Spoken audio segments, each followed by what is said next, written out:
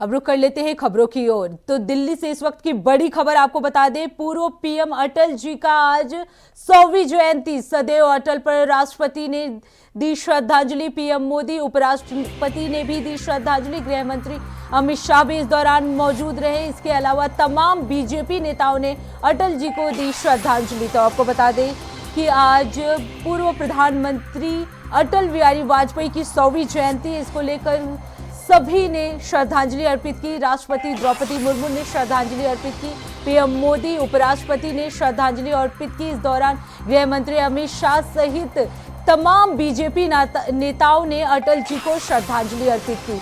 तो आज 100वीं जयंती मनाया जा रहा है अटल बिहारी वाजपेयी का। इस दौरान कई मंत्री जो हैं उन्होंने श्रद्धांजलि अर्पित की। अटल समाधि पर पहुंचकर सभी ने श्रद्धांजलि अर्पित की। सबसे पहले राष्ट्रपति द्रौपदी मुर्मू ने श्रद्धांजलि अर्पित की, उसके बाद पीएम मोदी और अमित शाह ने श्रद्धांजलि अर्पित की। इसके अलावा तमाम बीजेपी नेताओं ने अटल जी को श्रद्धांजलि अर्पित की। तो आज पूर्व प्रधानमंत्री का 100वीं जयंती है, जिसको लेकर सभी जो हैं श्रद्धांजलि अर्पित की। सबसे पहले राष्ट्रपति, उसके बाद जगदीप धनखड़ ने श्रद्धांजलि अर्पित की, पीएम मोदी ने श्रद्धांजलि अर्पित की, तमाम बीजेपी नेताओं ने श्रद्धांजलि अर्पित की है। तो आज 100वीं जयंती मनाया जा रहा है। सदैव अटल पर सभी बीजेपी के तमाम नेताओं ने श्रद्धांजलि अर्पित की। पूर्व पीएम को सभी ने श्रद्धांजलि अर्पित की। तो सदैव अटल पर राष्ट्रपति ने श्रद्धांजलि अर्पित की। पीएम मोदी सहित गृह मंत्री अमित शाह, जगदीप धनखड़ सभी मौजूद रहे और सभी ने पूर्व प्रधानमंत्री अटल बिहारी वाजपेयी को श्रद्धांजलि अर्पित की। तो आज पूरे देश भर में अटल बिहारी वाजपेयी की जयंती मनाई जा रही है। इसको लेकर राष्ट्रपति द्रौपदी मुर्मू, अमित शाह, नरेंद्र मोदी, जगदीप धनखड़ सभी ने श्रद्धांजलि अर्पित की। तो पूर्व पीएम अटल जी की आज 100वीं जयंती है। पूरे देश भर में उनकी जयंती मनाई जा रही है। इस दौरान सदैव अटल पे राष्ट्रपति ने श्रद्धांजलि अर्पित की।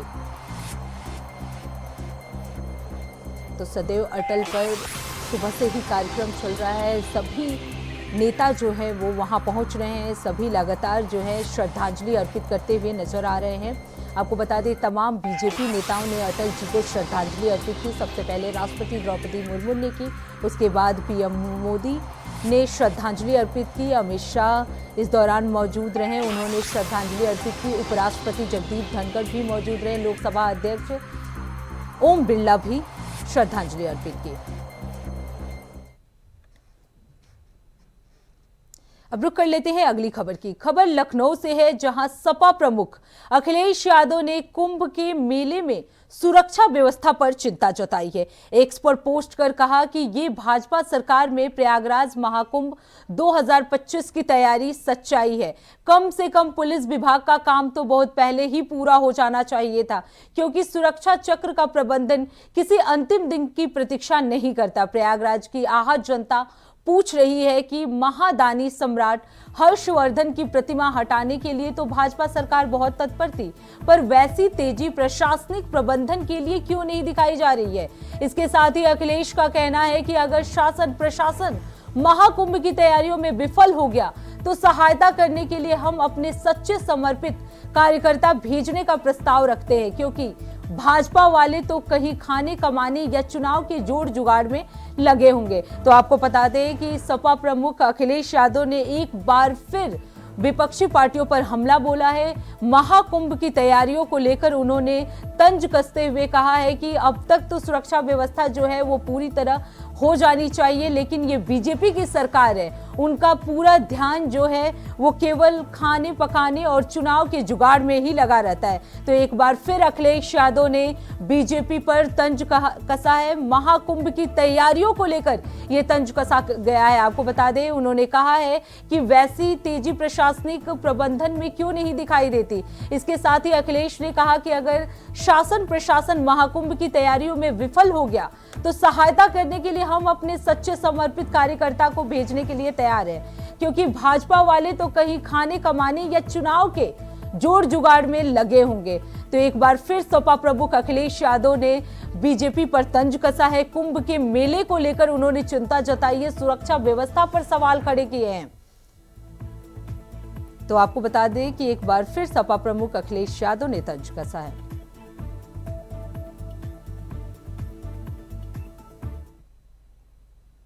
अब रुक कर लेते हैं अगली खबर की ओर। लखनऊ से एक बड़ी खबर आपको बता दें, इंडियन ओवरसीज बैंक में चोरी का ये पूरा मामला सामने आया है। आपको बता दें ओवरसीज बैंक के अंदर का सीसीटीवी फुटेज जो है वो सामने आया है। 3 चोर बैंक के अंदर की दीवार काटते हुए नजर आए। दीवार काट कर ओवरसीज बैंक के अंदर घुसे थे चोर।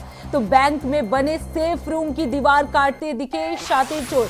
आपको बता दें कुछ दिन पहले लखनऊ में हुए ओवरसीज बैंक में चोरी के मामले में अब एक नया अपडेट सामने आया है। सीसीटीवी फुटेज जो है वो सामने आया है, जिसमें साफ तरीके से हम देख सकते हैं कि किस तरह शातिर चोर है वो दीवार काट कर अंदर एंट्री किए थे। आपको बता दें बैंक में बने सेफ रूम की दीवार को काटते हुए दिखे शातिर चोर। ओवरसीज बैंक के अंदर घुसे थे शातिर चोर। तो आपको बता दें ओवरसीज बैंक में हुई चोरी मामले में अब सीसीटीवी फुटेज जो है वो सामने आया है। 3 चोर जो है बैंक के अंदर दीवार काटते हुए नजर आए। दीवार काटकर ओवरसीज बैंक के अंदर घुसे थे ये तीनों चोर। आपको बता दें बैंक में बने सेफ रूम के दीवार काटते हुए दिखे शातिर चोर। तो आपको बता दें ओवरसीज बैंक में जो लूट का मामला सामने आए थे उसमें 3 चोर जो हैं वो सीसीटीवी में साफ दिख रहे हैं कि किस तरह उन्होंने दीवार को काट कर अंदर एंट्री की थी। वहीं इस खबर पर ज्यादा जानकारी देने के लिए हमारे साथ मोहम्मद आसिफ जुड़ चुके हैं। आसिफ, कुछ दिन पहले हुए ओवरसीज बैंक में अब एक नया मोड़ सामने आया है। सीसीटीवी फुटेज जो है वो सामने आया है जिसमें जो चोर हैं वो दीवार काटते हुए नजर आ रहे हैं। जी बिल्कुल, प्रज्ञा राजधानी लखनऊ के चिन्हार थाना क्षेत्र में स्थित इंडियन ओवरसीज बैंक में करीब 12 करोड़ रुपए के जेवरात चोरी किए गए थे, वो अभी लाखों को काट कर। लेकिन इस मामले में अब सीसीटीवी फुटेज भी सामने आया है जिसमें साफ तौर पर दिख रहा है कि जो चोर थे वह पहले तो खाली प्लाट की तरफ से बैंक की दीवार काटकर अंदर दाखिल होते हैं और उसके बाद सेफ रूम की दीवार काटते हैं और उसके बाद लाकर तक पहुंचते हैं। 42 लाखों को तोड़कर उसमें रखे जेवरात और नकदी लेकर बड़े आसानी से फरार हो जाते हैं। और इस मामले में हालांकि पुलिस का एक्शन जारी है। 2 बदमाश एनकाउंटर में ढेर किए जा चुके हैं। 3 बदमाशों को पैर में गोली लगी है। 2 बदमाश यानी कि विपिन और मिथुन की तलाश तेज कर दी गई है। लेकिन सबसे बड़ा और अहम सवाल यह है कि जिस तरह से सीसीटीवी फुटेज में देखा जा सकता है कि बड़े ही इत्मीनान के साथ 3 बदमाश बैंक के अंदर चहलकदमी कर रहे हैं, सेफ रूम की दीवार काट रहे हैं और साथ ही साथ जिस तरह से वह बेखौफ अंदाज में वारदात को अंजाम दे रहे हैं, ऐसे में कहीं न कहीं यह पुलिस के लिए बड़ी चुनौती भी है। हालांकि सीसीटीवी फुटेज के आधार पर बदमाशों की शिनाख्त हुई थी। अब यह सीसीटीवी फुटेज सोशल मीडिया पर वायरल हो रहा है और इस घटना को लेकर जिस तरह से विपक्ष यानी कि समाजवादी पार्टी प्रमुख अखिलेश यादव ने निशाना भी साधा था कानून व्यवस्था को लेकर, सुरक्षा को लेकर। हालांकि इस मामले में डीजीपी प्रशांत कुमार का कहना है कि जल्द ही सारी रिकवरी कर ली जाएगी। जो बैंक लाकर के मालिकान है उनसे संपर्क किया जा रहा है और भारी मात्रा में चोरी गया जेवरात भी बरामद कर लिया गया है। लेकिन फिर वही सवाल है कि ऐसी घटनाओं की पुनरावृत्ति न हो, ऐसी घटनाएं न हो, यह एक बड़ी चुनौती और चैलेंज है। क्योंकि राजधानी लखनऊ के भीतर जिस तरह से मर्डर, हत्या, बलात्कार और उसके बाद बैंक में चोरी का यह मामला आया, कहीं न कहीं जो है कमिश्नरेट पुलिस के लिए सवाल भी खड़े हो रहे हैं और सुरक्षा को लेकर आम जनता सवाल भी पूछ रही है। फिलहाल अब सीसीटीवी फुटेज वायरल हो चुका है और यह सोशल मीडिया पर तेजी से वायरल हो रहा है। लोगों के कमेंट भी आ रहे हैं। जी प्रज्ञा, बहुत बहुत धन्यवाद आसिफ इस खबर पे ज्यादा जानकारी देने के लिए।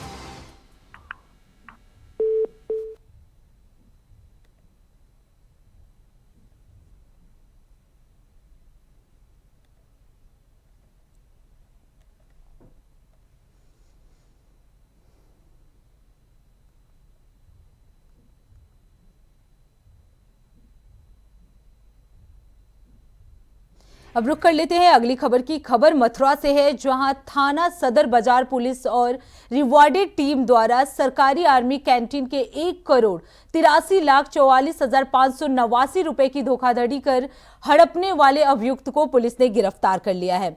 आपको बता दें, आर्मी के कैप्टन पंकज यादव द्वारा 4 दिसंबर को थाना सदर बाजार में प्रार्थना पत्र दिया था, जिसमें पुलिस द्वारा मुकदमा दर्ज कर आरोपी की पत्नी पहले ही गिरफ्तार कर ली गई थी। तो वही थाना सदर बाजार पुलिस और रिवॉर्डेड टीम द्वारा मुख्य आरोपी नायक दीपक कुमार को औरंगाबाद से कच्चा रास्ता से गिरफ्तार किया गया, जिससे पुलिस ने अभियुक्त से 1,66,62,000 रुपए की रकम जो है बरामद की है। वहीं 17 लाख रुपए अभियुक्त और उसकी पत्नी के खातों में फ्रीज कराए गए हैं। एसएसपी शैलेश कुमार का पांडे ने अभियुक्त को गिरफ्तार करने वाली टीम को 25,000 रुपए का पुरस्कार देने की भी घोषणा की है।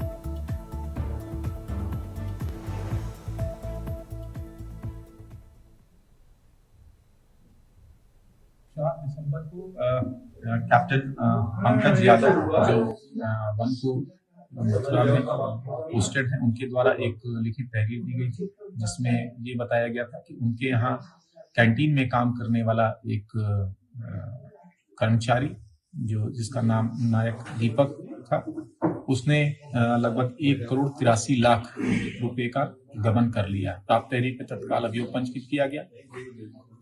SP city, SP crime, CO city, हमारी क्राइम ब्रांच की टीमें और थाना सदर बाजार की टीमें इसमें लगी और इसकी विवेचना शुरू की और इसमें शुरुआती समय में तुरंत 17 लाख रुपए अकाउंट्स में फ्रीज कराए गए, जो उस कर्मचारी ने अपने अकाउंट बनाकर उसमें ट्रांसफर किए थे। उसके अलावा इसमें जो नामित अभियुक्त शुरू में वो कर्मी और उसकी पत्नी थी, उनकी गिरफ्तारी के लिए टीमें लगी। पूर्व में मुख्य आरोपी की पत्नी, उसके पिता, उसके माता और उसका एक भतीजा, जो सब इस घटना में शामिल थे, इस गबन में शामिल थे, उन सबको जेल भेजा जा चुका था। आज मुख्य अभियुक्त दीपक भी गिरफ्तार कर लिया गया है और इसके पास से 1,66,62,100 रुपए बरामद किए गए हैं। 17 लाख के आसपास पूर्व में अकाउंट्स में फ्रीज कराया जा चुका है। इस तरह 100% बरामदगी और सभी अभियुक्त जो इसमें इन्वॉल्व थे, उन सबकी गिरफ्तारी सुनिश्चित की गई है। आगे इस प्रकरण में प्रभावी पैरवी करके सभी अभियुक्तों को कड़ी से कड़ी सजा दिलाने के लिए पुलिस प्रयास करेगी। 4 दिसंबर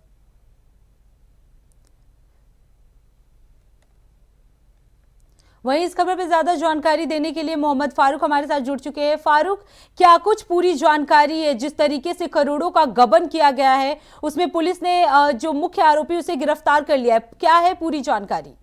जी बिल्कुल प्रज्ञा, आपको बता दें कि 4 दिसंबर को कैप्टन पंकज यादव ने एक थाना सदर बाजार में मुकदमा दर्ज कराया था, जिसमें 1,83,00,000 रुपए की गबन का मुकदमा उन्होंने दर्ज कराया था। और जो आर्मी की कैंटीन है, आर्मी कैंटीन में एक बाबू थे, यानी नायक थे सैन्य कर्मी दीपक कुमार, जिन्होंने 1,83,00,000 रुपए का गबन करके अपनी पत्नी, भतीजे और अपने अन्य परिजनों के खाते में उन्होंने पैसे को ट्रांसफर कर दिया था, जिसमें 4 दिसंबर के बाद जो है पुलिस ने कई टीमों का गठन किया। एसएसपी शैलेश कुमार पांडे ने इस पर संज्ञान लेते हुए कई टीमों का गठन करके, जिसमें थाना सदर बाजार की पुलिस और रिवॉर्डेड टीम ने इस पर काम करते हुए जो आरोपी हैं दीपक कुमार, उनकी पत्नी और उनके परिजनों को, उनके भतीजे को जेल भेजने का काम किया था। यानी 5 आरोपी पहले जेल भेजे जा चुके थे।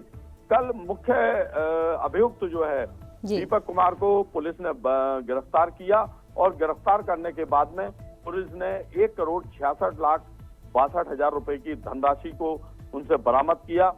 17 लाख रुपए की धनराशि जो उनके परिजनों के बैंक के खाते में थी, पुलिस ने उनको फ्रीज करा दिया, यानी बैंक में उस पैसे को रुकवा दिया। यानी 100% जो है धनराशि पुलिस ने इसमें बरामद करने की कार्रवाई फारूक, अगर बात की जाए, जो मुख्य आरोपी है वो किस पद पे तैनात था और उसकी जो फैमिली बैकग्राउंड थी, या मतलब कि वो किस फैमिली से बिलोंग करता था, कहां से बिलोंग करता था, क्या कुछ जानकारी है? जी बिल्कुल, आपको बता दें ये रोहतक हरियाणा के रहने वाले हैं दीपक कुमार, जी। जो एक बाबू हैं और सैन्य कर्मी हैं, नायक के पद पर हैं। जी। ये कैंटीन में कार्यरत थे और कैंटीन में करोड़ों रुपए का जो लेन देन होता है वो इनके द्वारा ही होता था, क्योंकि कैंटीन में, आर्मी कैंटीन में जो सामान आता है जी। वो तमाम सैन्य कर्मियों के लिए और तमाम पुलिस अधिकारियों के लिए, जो सैन्य अधिकारी हैं जी। उनके लिए सामान आता था और वो सामान जो है उसकी जो बिक्री का लेखा जोखा होता था वो सब उन्हीं के हाथ में रहता था। लेकिन ये जब घटना हुई है, यानी जी। 1,83,00,000 रुपए जब उन्होंने अपने खातों में ट्रांसफर किए, अपनी पत्नी के, भतीजे के अपने खाते में, जब ऑडिट हुआ है कैंटीन का, तब ऑडिट में ये बात निकल के आई कि 1,83,00,000 रुपए का गबन हो चुका है। लेकिन फारूक, अगर बात की जाए, क्योंकि जो इनका पद था ये कोई बहुत बड़ा पद नहीं है जिसपे इतने पैसों का गबन किया जा सके, तो करोड़ों का गबन हो रहा था और प्रशासन इतने पीछे क्यों? जी, सैन्य कर्मी का जब ऑडिट होता है, यानी जी। सेना का जब ऑडिट होता है, तब उस ऑडिट में ये बात निकल के आती है, क्योंकि आर्मी कैंटीन का प्रत्येक माह ऑडिट होता है और उसके बीच में इन्होंने इतना बड़ा गबन किया क्योंकि इनकी जो है नियत उसमें खराब हो गई थी और इन्होंने 1,83,00,000 रुपए को अपने परिजनों और अपनी पत्नी के खाते में इन्होंने बिल्कुल बिल्कुल डाल फारूक, दिए। ये बड़ी सफलता मानी जा सकती है पुलिस के लिए, क्योंकि जिस तरीके से करोड़ों का गबन किया गया था उसके मुख्य आरोपी को उन्होंने गिरफ्तार कर लिया। बहुत बहुत धन्यवाद फारूक इस खबर पे ज्यादा जानकारी देने के लिए।